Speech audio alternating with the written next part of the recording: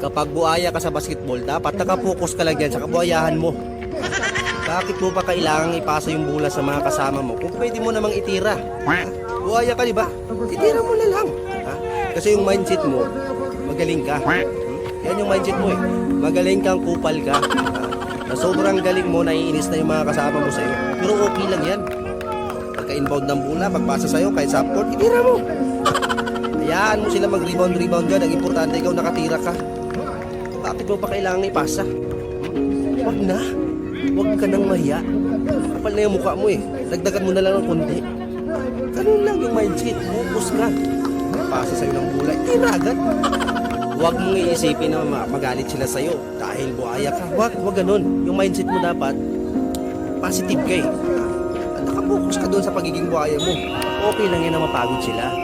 Importante, mas marami kang tira sa kanila. Mindset ba? Mindset. Yan ang tandaan mo.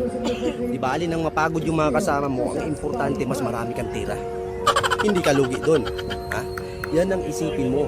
Yan itatatak mo dyan sa pangit na pag-iisip mo. Focus. Kasi nga, buhaya ka eh. Nandun ka na eh. Kulang na lang buntot sa'yo eh. Ha? Kaya, patunayan mo. Huwag ka nang mahiya. Makapal yung mukha mo, dagdagan mo na lang kahit kunti. Okay lang yan na magalit sila sa'yo. Huwag ganun, huwag mo silang patulan. Para sa sunod, hindi ka nila isama. Para sa sunod, hindi ka na nila ayain. Okay lang yan. Huwag mo nang ipasa yung bola sa kanila. Itira mo na lang. Itira mo na lang na itira hanggang sa magsawa kang animal ka.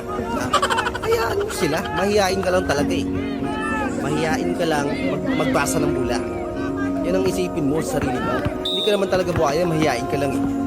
Kaya hayaan mo sila, pag rebound nila, pasa sa'yo, tira mo agad. Hayaan mo sila mag-agaw-agawan sa ilalim.